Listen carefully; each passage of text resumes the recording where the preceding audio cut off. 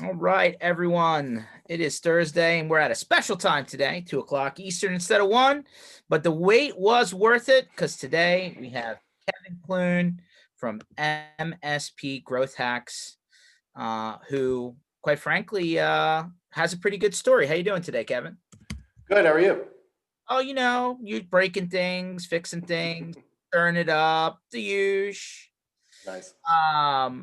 So I'm less than a week back from being on the road, so still trying to get caught up. But here you're a little bit under the weather, so I appreciate Yeah. you working with me here and coming on board. Yep. Thanks. Pleasure to be here.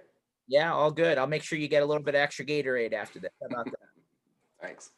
All good. So Kevin, um, for people who don't know you, right? Why don't you zoom backwards in the DeLorean, right? Give us a little bit of your background, how you got into the industry, how you got into the MSP space, your journey through that, right? That's a pretty, you know, interesting story. I'll throw you some questions as you're going through that, maybe, but kind of handing the microphone over and let's hear about your journey. Cool. Yeah. So I was actually I was a marketer first. I specialized actually in Google AdWords. Actually went through the story a little bit in recently with a conversation with Paul Green, but um, basically specialized in generating leads. I used to cater to like call centers, people that needed like a high volume of leads they would call on them instantly, that kind of thing. It was a lot of B2C. I was doing, financial, legal, mortgage, that kind of thing. It was purely based on opportunity. It wasn't like a company that I meant to grow. I actually, once I got into it, I really didn't love my customers. I didn't love what I was doing. I loved the process of it. I loved like the technology and managing the campaigns, the creative side. But my customers they just like wanted leads. They didn't care how they got them. Let's see. Yeah. So did you get into the marketing side right out of school? Like, how did you get into even, the business world coming right into it from the beginning?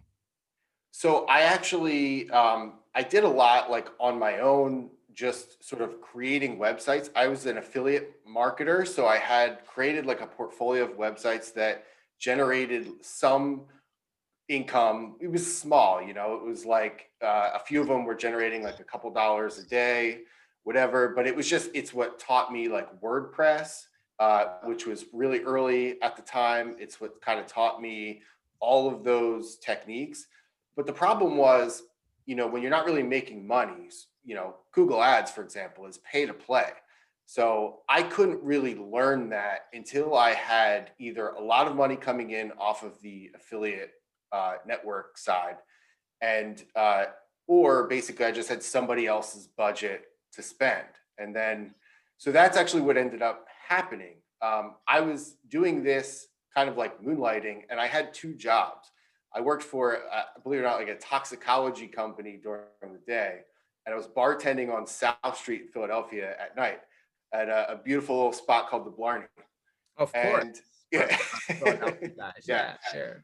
And so I actually had somebody that came in, and they were regular, and they they were like, we were talking about marketing. I was telling him the stuff that I was doing with all these websites, and he thought it was really cool.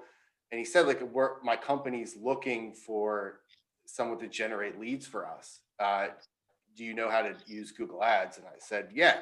I mean, I knew about it. I had an account. I was tinkering, but like, I knew that I just needed an opportunity. And so I did that. We actually grew it from like that one customer in particular, we grew that from like a $300 a month budget to like literally at one point at its peak, it was like $3,000 a day. And they were adding salespeople as we were generating more leads. They were buying leads elsewhere, and they were able to like stop basically generating or buying those leads and start generating them in-house. And so I was able to pretty quickly like pick up other customers that kind of followed that same model.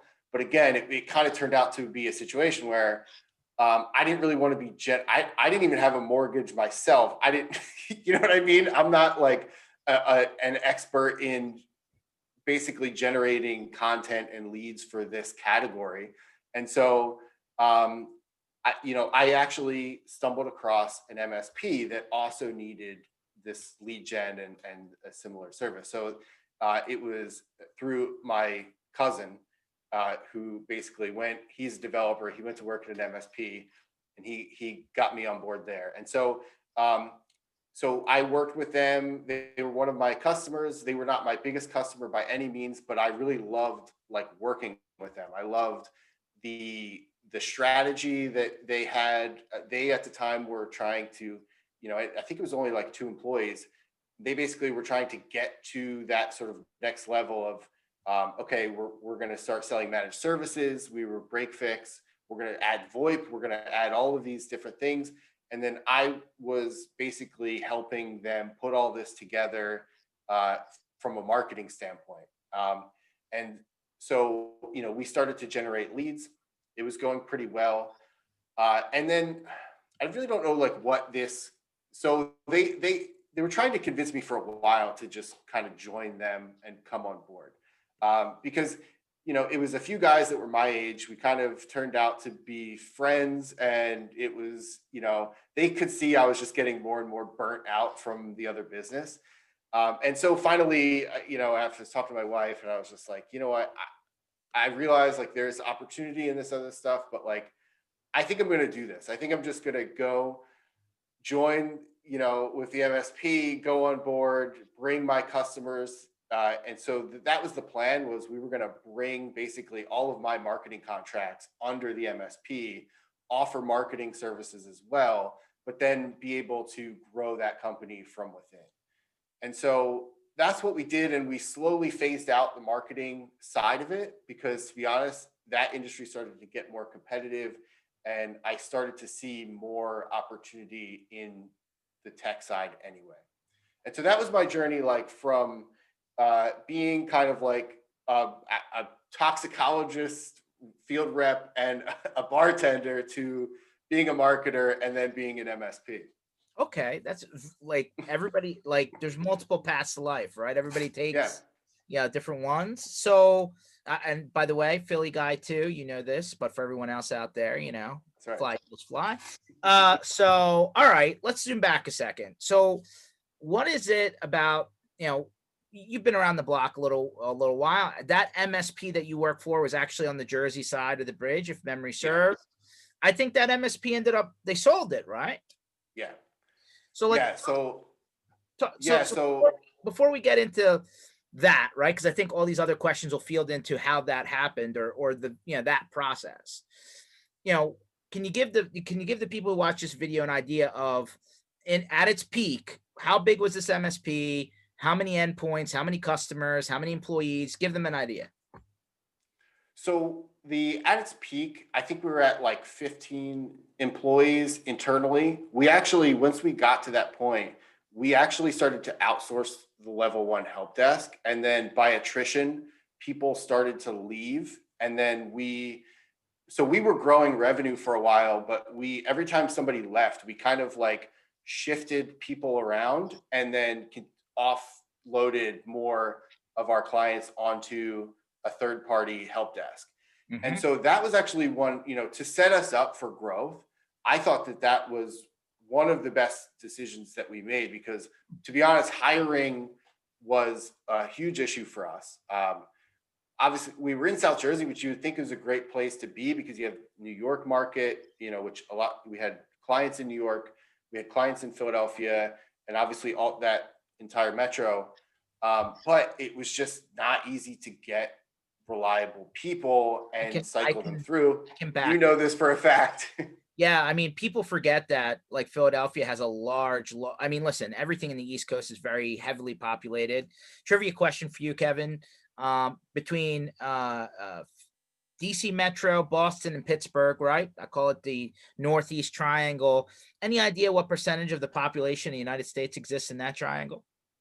No, I'm trying to think. Like, it's pretty dense, right? I mean, so I know like Jersey's the most dense. So I would say, is it like 45%? 41%. Okay. So think about that, right? 41% live like in that area, and then the rest of the country anyway. So yeah, to your point, like there's pretty big companies in this area, right? SAP's here. Mhm. A bunch of companies, right? Generated out of this area, Delaware, Philly, Jersey, whatever. But I agree, very hard to get good talent. So that's very interesting, Kevin, because and listen, not to knock the outside help desk. I know there's a lot of good Yeah. companies out there that do that, but a lot of the people feel like you lose a little bit of your magic identity by shifting the out to the outside level one guys. And we did, and that was the thing, is like we kind of saw it as like we have to choose here. And we also were going through, we were trying to change our operations totally with how we were servicing customers and workflows and everything. And so we had to really set the expectation with the client and say, this will change. We had to like reinforce this over and over. But at the end of the day, what we really needed to prove was we will now be able to be more proactive, if we can take this off of our plate and be able to pass off this level one. And we are going to do more projects, and we followed through on that. So I think that is what saved us. Sure, they didn't have that personal touch that they were used to. With they pick up the phone and they talk to the same person every time there's an issue. They're comfortable with them. But we actually used a Canadian company. People were very nice, far nicer than a lot of our guys, to be honest. And so we thought it was like we were missing in that sort of like personal touch, but obviously, like from the standpoint of the way that it was presented, I think everybody was happy with. It was very professional. Hmm. So we really so, had to deliver on it. So the MSP started what year and sold what year? So it actually started. I'm going to say, this was long before I got there. The life cycle of it, I think, was 12 years when it was all said and done. And so obviously the first 8 of that was the primary owner, and him just kind of fixing computers. It kind of grew it into these like contracts, and then all of the growth basically happened in the last like 2 years, even like 18 months. Wow. Was. So did they start shifting L1 to the outside vendor in that same period? Was it Yeah, okay. that was like the last 18 months. And so what we were able to do is get it to where we were actually just paying per ticket. And so we had it was great to be able to show profit and be able to like figure out like what our costs were, and figure out the biggest advantage was figuring out who was overutilizing the help desk from our customers' standpoint, because we did have a lot of these all-you-can-eat contracts. And so figuring out a reporting, figuring out like who's overutilizing their contract. And then now like we had this fixed cost, and we would be able to say like, hey, you're creating this many tickets. We've been trying to get you to prevent this. Now it's very easy for us to tell what this costs us, and we're losing money. So let's have a business conversation. Yeah. It's all fun and games until you actually have to pay somebody else, right? Right. Like this, and by the way, people have been talking about utilization and profitability versus non-profitability by customer. Like Larry from MSP CFO has been talking about this from the highest hill he can find for a decade, right? Yeah. But when you're paying an outside vendor for all those calls, it definitely is something you concentrate on a lot quicker. Yeah, and you also are like, because we needed every reporting metric we could get at that point, because we needed to know for a fact, okay, they're billing us this much. Now we need to know exactly what is this? Why was this ticket only 15 minutes and this one was an hour and a half? And so you start to really dive into that stuff when it's not just getting all lumped together in payroll, which obviously payroll is the biggest expense, but at the same time, when it all gets like lumped together, it's hard to really understand. It's hard to really get down to the nitty gritty of like, actual ticket cost us this much. I would love to know how many people have that level of granularity. I mean, the PSAs all do it, assuming they're set up and they're used properly. But yeah, I would argue more than 50% of the people out there couldn't even tell you that. Yeah, and from a coaching standpoint, like I usually stay on the marketing side. There's a few occasions where I'll get into the PSA and we'll start to poke around. But I get in there and I always see like they don't have their resource costs in there. So right then and there, if they don't have your resource costs in your PSA, you really don't know how much you're spending when these people that are working your tickets.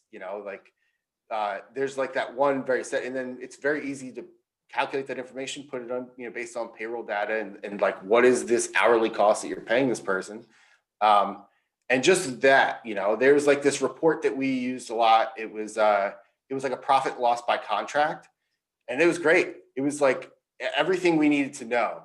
But guess what? Like we didn't find that report until like 5 months before the company sold. You know what I Wow. mean? But it's just one of those things where you have this PSA, you have all of this stuff at your fingertips, but you're also buried in work. And unless there's somebody sitting there proactively going through and tinkering with reports and doing this, doing that, chances are you're probably only scratching like 20% of the features and the reporting and everything that you can be doing. Isn't that always the case, man? I mean, that's always the case. So let me zoom out a second. So you said, hey, this sounds like a typical MSP, by the way, right? Somebody It starts very this much was, off, yeah. right? They're break fix, they're running this out of their trunk, their garage, their basement, whatever, and it builds, they start formalizing.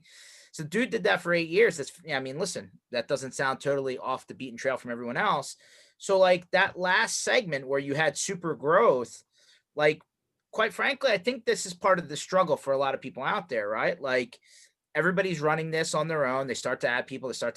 They're doing it granularly. Everything's as you go, right? Like the people who are on super growth mode, like it's a whole different view of the world, right? Like they Right. completely change their way of how they run the business. So like one of the areas that people struggle in are sales and marketing, right? We've heard this forever. What is, there's no one secret sauce to this, I think, right? Like it's not just AdWords, it's not just Facebook, it's not just flyers in the mail, right? Like, what is the level of activity that you need to do to drive hyper growth, especially on the tail end of that journey, right? With that particular MSP. So in our case, it was actually, it wasn't any of those things. It was more just focus. It was like, we started to get into these very specific verticals. And so, for example, one of the biggest ones was the co-working industry in New York City. So we had one client, and it was actually like they were owned by a public company. It was a big contract, and they had a few of these centers, and we actually got the deal through their phone provider. They use this vertical specific phone provider that we happen to have experience with because of the office space that we were in before. And so it was just kind of like a coincidence. The vendor knew about us and liked working with the owner. And so they gave us this lead. And so that turned into this very large, I think it was like a $9,000 a month contract, at its peak for just this one deal. So we actually formalized a relationship with that phone provider after that point. And we started to really pay attention to everything else that was in this like co-working stack. So there was an access control company, there was a software company, and everybody was trying to become that sort of like stack for that industry. And so we kind of, from a marketing standpoint, inserted ourselves into that. We started to collaborate with them. We had like co-materials that we put out with them. And then that led to us now getting another company, another client, and so we started to kind of take over and specialize in that industry in New York City. And those were large contracts. And so what's funny is at the end, we didn't really love that business that we were in. There was, you think about these co-working centers, people are like bringing their dog in. They got like, people are bringing like random devices in, trying to plug them in. Make this 10-year-old Dell computer work, right? Yeah, right. Yeah. It was chaos and trying to like manage a network where everybody's just trying to connect random stuff all the time. Our help desk guys hated it. But yeah, from a growth standpoint, it was really beneficial. Hmm. And so I thought that we kind of did that in a few other areas on a smaller scale.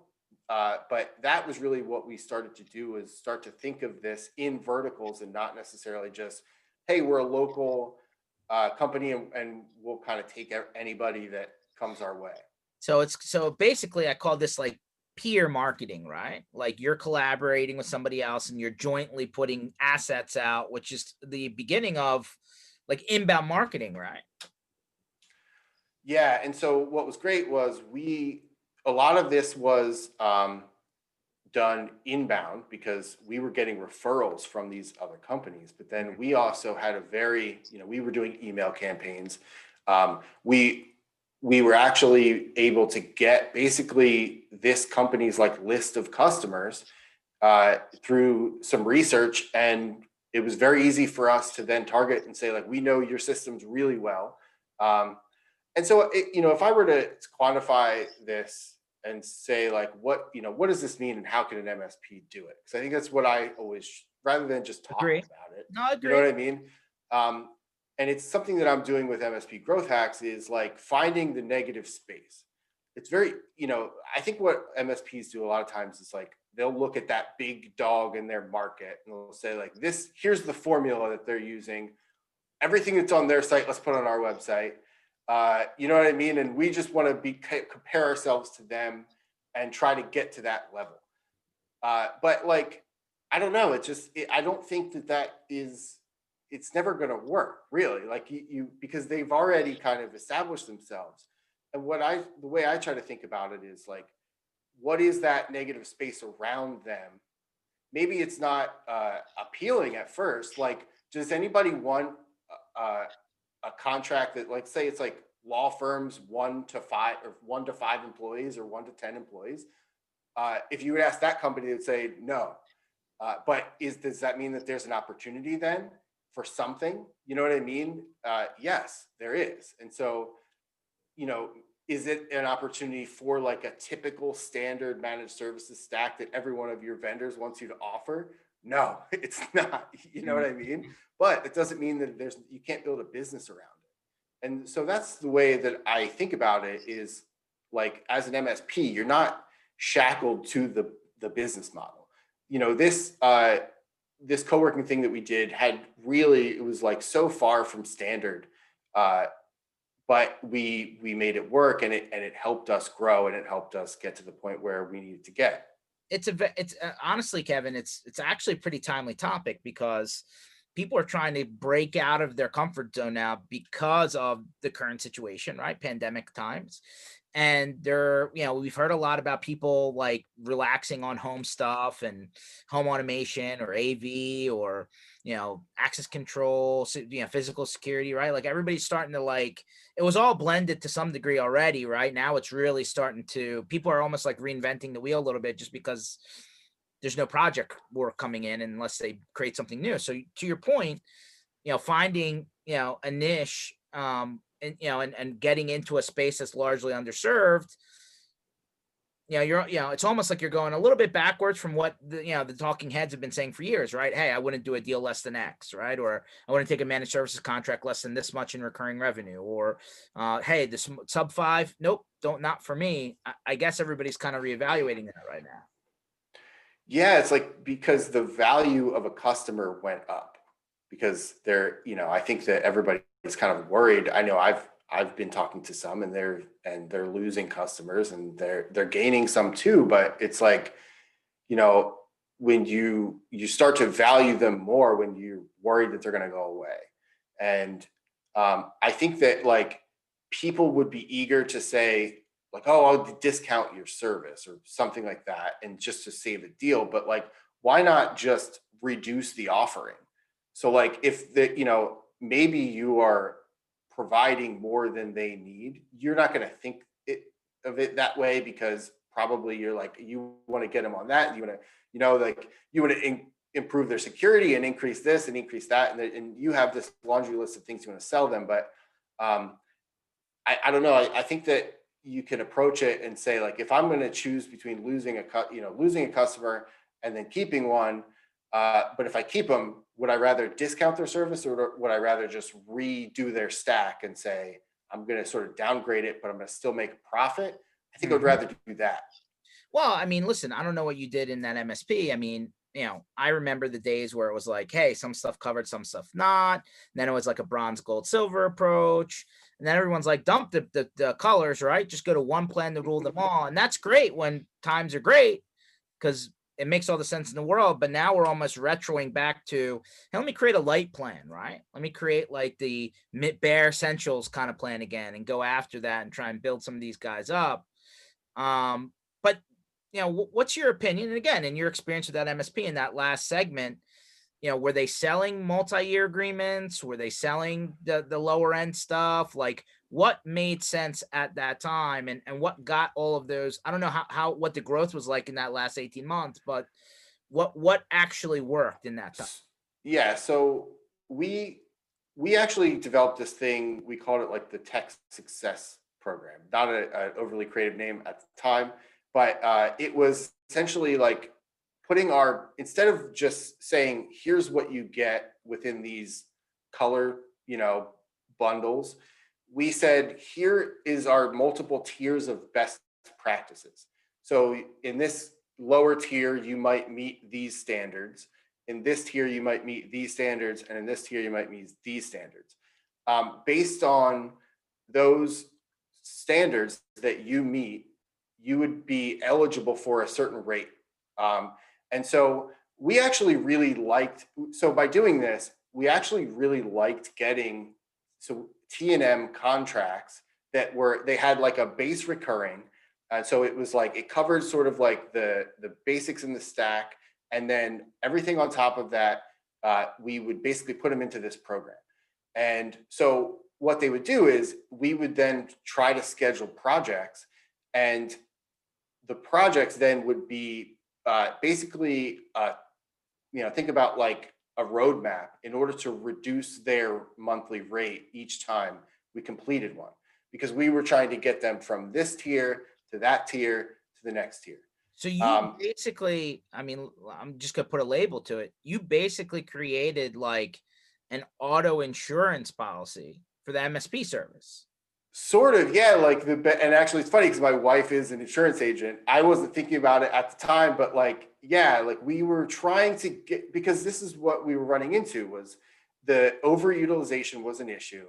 We couldn't figure, and so we tested this with existing clients. Like that's really what we were doing, is we were trying to convert them into this model so that now uh, our incentive and your incentive are aligned. Like you want to pay us less, and we want you to pay us less, because that means we're doing more work for you.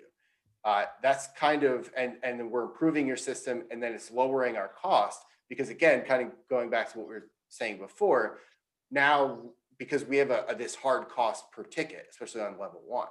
And Hmm. so we were able to see, okay, if I move somebody up, yeah, now like we're charging them less, but then fewer tickets are coming in, hypothetically, if all goes well. And Huh. so, it was cool. Yeah. And so like we were able to market it. Again, this sort of was like the last year of the company that we really had this thing cooking, because we had to put all the assets together, and we had to like go through the process of meeting with existing clients and then starting to pitch it, and then what the sales cycle was like. So I thought that like we could have done really well with that, should we have carried that through like another 2-3 years, because it was different than what anybody was doing. It I'm was gonna I'm very. gonna I'm gonna tell you, Kevin. I haven't heard of this concept at all. This is still new for me now. I mean, basically what you're doing is you're built like you've heard of the pain in the ass tax, right? It's like, hey, dude, Mhm. you're a duct tape bubble gum. You're trying to drive this equipment out until like literally the wheels fall off. All right, you're gonna be the highest tier, right? I'm gonna charge you the most because everything is a problem for you. And Right. it's like, oh, well, you haven't had any accidents, no tickets. All right, let's reduce your rate. And then like, oh, accident forgiveness, right? And it's Right. almost like I don't think I've ever seen this enacted in MSP land. It's not, and it has, and I've been like talking about it on our site forever. I've even like tried to get some people that I'm doing coaching for to try it out, and I think it's just, and I even have the standards sort of like documented. I talked about it in my book, but it's, I don't know why to me, it makes the most sense because I'm always thinking of things like, okay, this business relationship, it needs to be like two-sided. We need to have, we need to both want the same thing. And like, this is a model, and call it MSP, call it whatever you want, but it gets kind of both of us, meaning like the MSP and the customer, to have the same interest, which is improve the technology, reduce the costs on both sides, because nobody wants to be overpaying for IT. We don't, if we, as an MSP, if you could charge half the rate and still make profit, why would you necessarily care? So were You you know, like, so let me just rewind. So, because I'm sure somebody's going to watch this and be like, wait a minute, this may make sense. So how did you calculate the base fee? And then were you then charging per device or per user on top of the base? Like, how did you start in the beginning? yeah. So it was called the base. We called it like monitoring and maintenance. It was sort of, it kind of covered all of our, the things that we would have to pay no matter what, the RMM, the PSA, like all of those costs. And so that was charged on a per user basis. And then from there, then they get like this TNM contract on top of it that basically bills them for everything that happens. Like, so, what's great is it was easier to sell too. Like we found that people, when you present this to someone and they're comparing it to like $120 a head or $100 a head contract, it's like, oh, well, this is only, I think we were selling it for like 35, which was just for the covered our expenses and then the T&M rates. And so the good thing too is like we could adjust the T&M rates based on like where we were selling it. So I mean, like New York City, you just double everything, and then they're just like, yeah, okay, Whereas if you're in, sort of like Philly Metro or Delaware or even like South Jersey, things are not as expensive clearly as New York. So we were able to kind of just adjust the rates. But yeah, we were going to get to the point where we were just going to advertise this as like a thing where someone could just sign up for it, like via website without any sort of thing, just completing a survey, going through this process. They're like an onboarding process. Like that was the plan. Never got to that point, but that was sort of like what we were thinking: is transparent pricing, seamless, like unassisted onboarding, that kind of thing. I mean, that could go the other way, I think. Yeah, it could have, but we were trying to shake things up. Like that was the goal from day one, was to just not do the same thing. We tried various other things. We were selling through this, like that's what I say. Like when you just start pitching stuff, like ideas, just to see because you need to get feedback. We wouldn't have just done this randomly without getting a customer to say like, oh yeah, I'd do that deal. You know what I mean? That's sort of like what we went through. Like before we formalized it, we had to really play around with the concept and just talk to our customers like, hey, would you be interested in doing this? Like, here's kind of what we were thinking. And you shouldn't be afraid to have those conversations with customers. Like if you have ideas, throw them out there. You know what I mean? That's just my opinion. No, I agree. So like we're like so the base plus this tiered like kind of TNM thing, like was the base still under some sort of term, or was it how did you structure that? Yeah, so I think we did 1 year. I'm trying to think of like and then we adjusted it, but I think it was 1 year, and then we would just kind of like renew each year. And so yeah, we to be honest, like the whole 3 year, and I think you and I have even talked about this before, but I've never agreed with like really long contracts because I don't know. I just feel like if putting your feet to the fire sometimes is like the best ways to execute and operate in the business. Obviously you want to protect yourself, but like, it keeps you delivering and it keeps you flexible, which obviously like right now is the time where everybody needs to be flexible. no matter what. Yeah. And so like people are breaking terms on contracts probably every day at this point. So at that point, do they really matter that much, whether it's 5 years or 3 years or 1 year? I don't know. I mean, what's your thought on that? Well, I mean, this actually comes into the next question, which is like a lot of the reason why there's terms is because if you go to borrow money, right, or you go to leverage your book of business to buy other companies or kind of grow, right, kind of like borrow on your own dime, if you would, like when you walk into a finance type situation or a bank, or we're seeing a lot of PE VC people kind of kind of come down into the MSP space. This is this is how they're figuring it out, right? Like they're looking at reoccurring revenue, how long these agreements are, even though I agree with you 1,000%. If somebody wants to get out, they're going to get out. You'll spend more time, litigating it than the value of the contract in a lot of cases. So, like when the MSP sold, right? Eventually it sold, right? Yeah. How did that play, right? Like at some point they had to go in and do the due diligence and say, all right, we had this many accounts, these many were on, reoccurring versus project versus equipment sale. Like, all of that math starts to break down. How did that work out? So we basically had a spreadsheet, and because obviously you have to have conversations with all of your customers and kind of like once the deal is like almost done, kind of let them know, because you need to get a sense of like what they're going to do. So what we did is we basically broke down like every single one of the clients, and then had those conversations and we did like a forecast of what is the probability of retaining, because we wanted to be realistic and we wanted to be transparent with the, acquisition partner and say like, hey, it's the best way to make sure you actually get your money for sure. Right. Yeah. Because there are, kind of things in the deal that will say if these people leave anyway, then it has more of a negative impact than if you just figure it out from day one.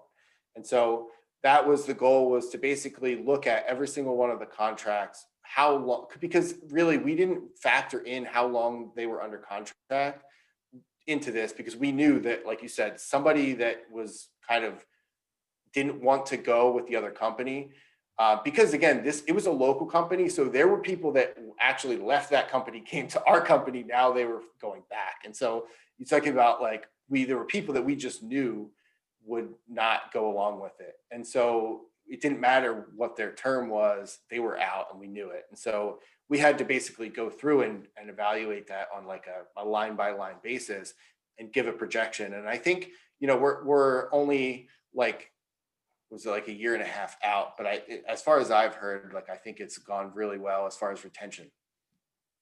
Okay, because depending on how the deal is structured, right? Like usually we hear, I mean, I hear it's very popular to do a third, a third, a third, right? It's like a third up front, then a third is tied towards, you sticking around a little bit and you're, help the transition, and you're basically a consultant in the business to some degree.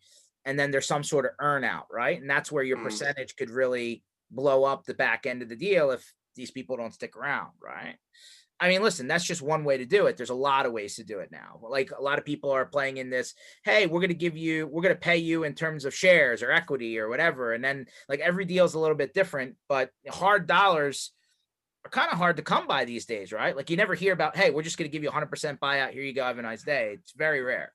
Yeah, it's not like there's just a giant check that you get and they deliver it, like a thing, you take a picture. Yeah, right. Yeah, it's not how it goes at all. But yeah, and and that's why there's probably a lot of MSPs right now, especially that are trying, and I've even talked to some that are trying to kind of think through this right now and figure out like, we're at like this kind of next wave of the pandemic, and I personally am unsure the way that this sort of like market's going to turn, especially like into next year.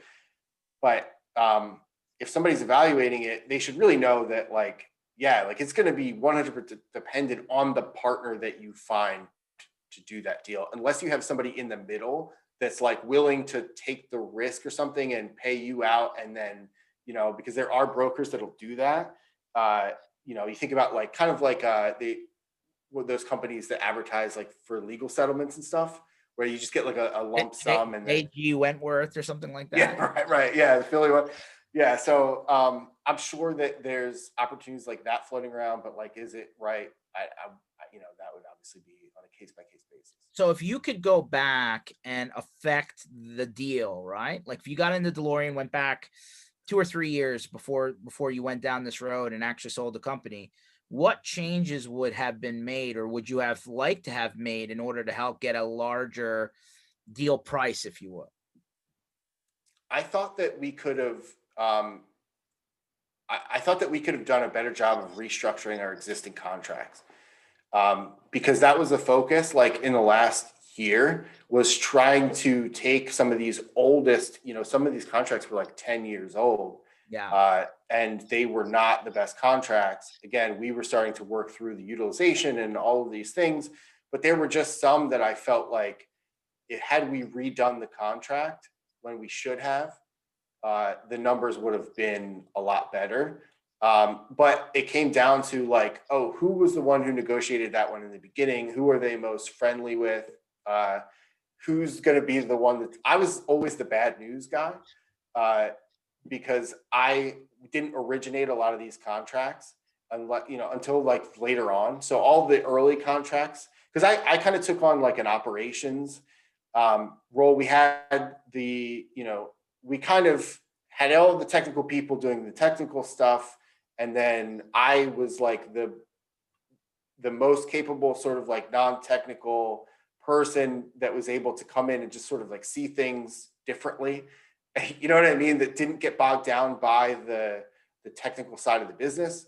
So like I just became a bobblehead as far as like people came in my office with like technical issues, and I would just say like yes or no, or do this, because ultimately like I didn't have the background to be able to do it. But it got us kind of like moving faster because we weren't getting kind of bogged down by all of that. But nevertheless, I think that definitely doing like redoing the contracts, taking more time to let that sort of develop, have those conversations more frequently, and then get people that were paying like way less than they should have been for way longer than they should have been, up to like a normal rate. Because to be honest, that was like probably 40% of the customer base was probably would fall into that bucket. I feel like if you had an extra year in there, you could have fixed the imbalance, right? Because Mhm. like you said that like things started to really pick up towards the back end, right? And then you never got these guys to kind of get up to that level, right? Yeah, and I consider it like shedding your skin. Like this is something I wrote on our site a lot. It's like the snake. The reason that it sheds its skin every so often is because it needs to hit that next like growth phase, right? And so you got to like shed the skin. There was a lot of customers that probably would have just like left, um, and if we had done that earlier, we would have been able to generate more profit because when it was all said and done, the customers that weren't generating profit, we really didn't make any money off of them when the company sold. You were working for free, basically, or you Right. were And so, losing money for them. so had we kind of been able to shed those earlier on, we would have been able to get further faster. And then I feel like we would have shaken much better, shaken out much better when the deal kind of was executed. Okay, so let's go the other way. If you were to restart it all over again, hey, let's take a second run at it, guys. Let's start from scratch. What would the blueprint look like? So I would definitely rethink the model completely, like as far as kind of like what we were saying is like, what is the negative space? How can I align interests in both ways? I would probably do the tech success from day one. I would do it from a vertical specific standpoint, and probably start with one vertical and then start to kind of like copy that over as I saw success. And I would just focus on that. I would focus on, kind of building up the audience, getting content heavy, kind of just everything that we do. Yeah, and I would just try to wiggle my way in the middle of an industry and then solve everybody's problems that I can come in contact with. Uh, and sometimes that's not transactional. Sometimes that's just, hey, let's do this together, do that together, or introduce me to that person and that kind of thing. And so I would just, that's what I would do, is just sort of like insert myself into an industry, try to be a problem solver and create solutions that they need. And sometimes that's going to fit the MSP model, and sometimes that's not. So let me ask this question then. Does I already know my answer, but I'm curious to hear if you agree. Is it better to be a very good technical shop and just grow through word of mouth and just, do a little bit of sales and marketing? Or is it better to be just okay at the technical, but be really good at sales and marketing? What's the better outcome? I think it depends on your market. Like there are some really, and so it's, New York City, for example, there's some really good, like basically I call them like VCIO shops where everybody's a rock star, and they're basically just charging insane rates, and they're just a band of consultants. You know what I mean? And so like that is a good model. I wouldn't go into that model and say, I'm going to do this model, but then I'm going to have 1,000 customers, because those things don't mix. It's like you should basically have like 2 customers for every one of those like rock stars that you have. And then you have like a really high revenue per contract. And obviously it all makes sense. If you're going to go into it and say, I'm going to grow this to as many customers as I can, and I want 50 million in revenue, and you know, then yeah, you need to find a better balance of the technical and non-technical, because there is this curve to where you can provide this extra layer of service that doesn't show up, right? Like it's you, if you're meeting expectations versus if you're exceeding expectations, sometimes the exceeding the expectation has this like compounding extra cost that you don't actually benefit from. And so is that, I see you shaking your head. Is that kind of like the way that you think about this? I mean, listen, I've run into hundreds of MSPs, through my journey here, and I've seen different shapes, different sizes, different ideas. I mean, this one you bring up was, like I said, I've never heard of it before, and I've been bouncing around the planet, like on a plane every, when planes are flying, and I've heard some really cool stuff. I mean, here's the reality, right? Like, and again, I'm not trying to steal everybody else's content. Here's the reality, right? Like if you're just doing it to get by and, lifestyle, whatever they call it, and you just got to kind of, play as you go, then you're never working backwards from an end game, right?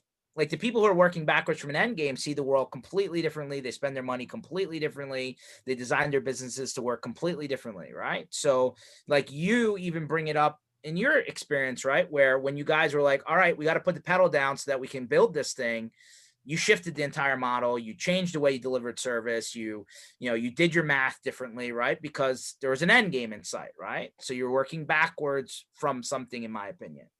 Um, a lot of the guys out there, just like the guy, that started the MSP you were working with, are owner led, right? Like they are, the owner is the original tech guy, right? He's a guy that went out on the street originally. He's a guy that got underneath the desk originally. And, as time goes on, they just either they stop wanting to do that part of it, or they get burnt out, or they realize that they're actually not making money, right? Like at some point that realization sets in, and then you get into the question of, should I merge? Should I join? Should I buy? Should I just go work for somebody else? Like all these things start to kind of whittle into the thought pattern. So yeah, to your point, like, because a lot of the people out there are in that profile, right? They spend tens of thousands of dollars outside to have somebody else be the face, or to have somebody else deliver the message. And only so many times have I seen that to be successful. I really have, like, they're like, oh, I don't do sales and marketing. Let me pay somebody else to do that. But then they don't understand that they have to be a part of that conversation in order for it to work, in my opinion. Yeah, I believe that completely. That's why, from MSP growth hacks standpoint, like, we've actually started working on ways to like create basically like a new service offering, where just taking like raw like thought leadership content and then breaking it up and creating like a marketing plan from it. And so, just even if it's we're getting on a call with somebody for 60 minutes and then taking that video And now it's like 100% unique, it's original, and it's like them being the star of the show. And it's not just a template that they're getting handed to and sticking their logo on or something like that. Um, because really, like, it needs to come from within. You know what I mean? Like, that's where it's really valuable and where it's really unique, is when it's them and it's their true self, and for better or for worse, you know. No, fair enough. So like, since you've created all of these growth hack strategies, right? Which is, by the way, I love that. I know a lot of people have used that before. Um, like, we have a few minutes left. Like, what are your top one, two, three hacks, right? I mean, what are the ideas that people can take away to really just spark something and make a shift here?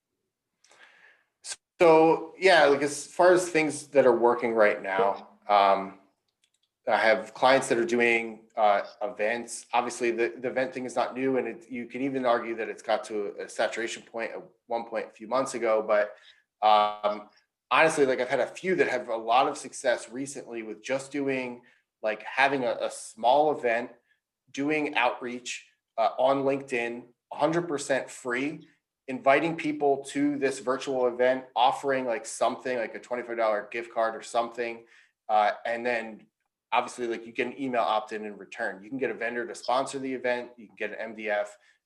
Normally, that'll offset all of the cost. And then if you can get 20 people, which it's normally, everybody has like between 500 and 1,000 LinkedIn contacts anyway. If you can get, 20 people in there, you can start to retarget and remarket and do like an email drip and all of that after the fact. And I've seen some success with that. Just doing consistent, it's better to, and this is what I really try to stress, is like, set a realistic expectation for what you can do. Don't get somebody to write 12 blog posts, post them in a week, and then don't post anything for 3 months. You know what I mean? Start to come at it to where you're creating content, but then you're leveraging that content in multiple ways.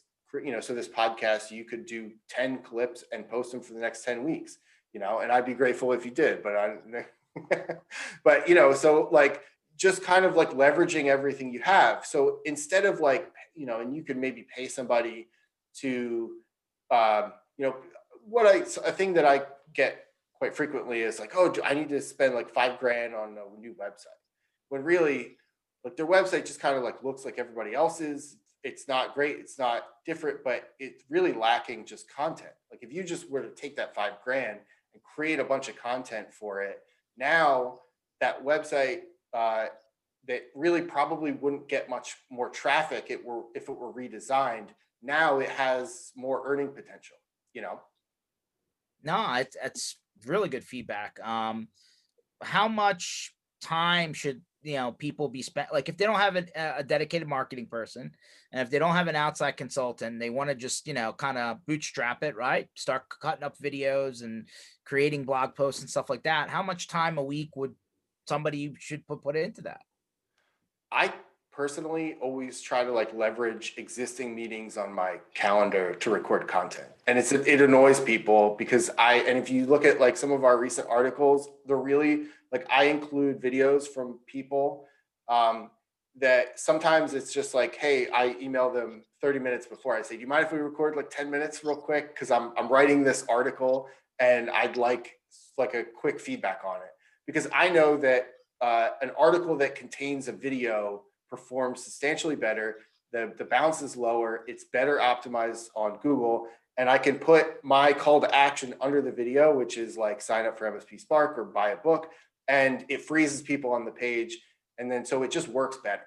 And so rather than me talking into a can for 10 minutes, I just leverage the appointments I already have. And ultimately I like giving other people the platform too, you know? And so that's the other thing. It's like, sometimes you need to go into it and say, I have a meeting with my customer.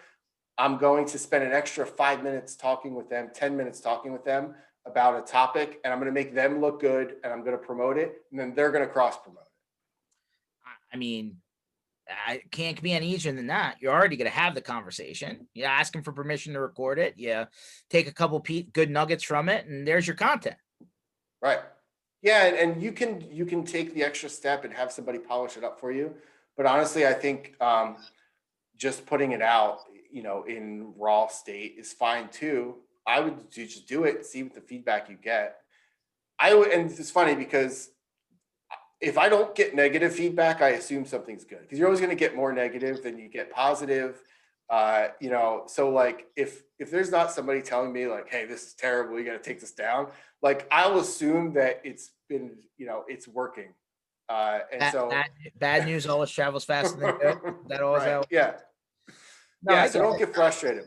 No, hey, listen, if you got, and listen, over time, it should get better, right? You get more used to it. You're a little bit less camera shy, right? You're willing to go a little bit, into topics that you normally wouldn't go into. So I think there's a time effect to it too, right? Yeah, I was not a writer. I was not like a speaker. I still am not either of those things, even though I write like 1,200 word articles and have written a book.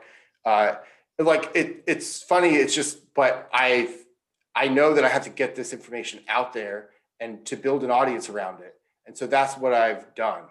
And so I'm always learning more, and I'm always improving the way that I do all of those things, whether it's like speaking or, doing interviews or writing. But I don't get discouraged when it doesn't go perfectly, because to be honest, like that's not all I do. No, fair enough. So, Kevin, how do people find you, your stuff? How do they find your book? Like, where do they find all these cool additional growth hack strategies? Go for it. So yeah, you can go to mspgrowthhacks.com. Everything's on there. This is sort of like, it's a blog. It's in its purest state, but we have some additional services on there. There's links to the book, which is also available on Amazon. We have MSP Spark, which is our like premium newsletter. It's 10, actually 11 with bonus content ideas that we send out every Monday. And so check that out. And I'll actually create a 40% off code, and I'll put MSP Initiative will be the coupon code. So I'm gonna do that right now.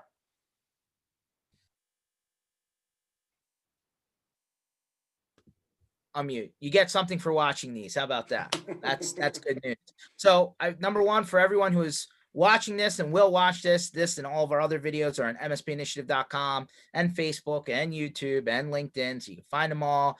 Kevin, I really appreciate you jumping on. I know you're a little bit under the weather, but I think today's session was fantastic. And definitely check out mspgrowthhacks.com. We'll, as much as possible, try and keep to our Tuesdays and Thursdays. I'm already discombobulated. 1:00 Eastern time sessions. And we'll hope to have Kevin back soon. Thanks for joining.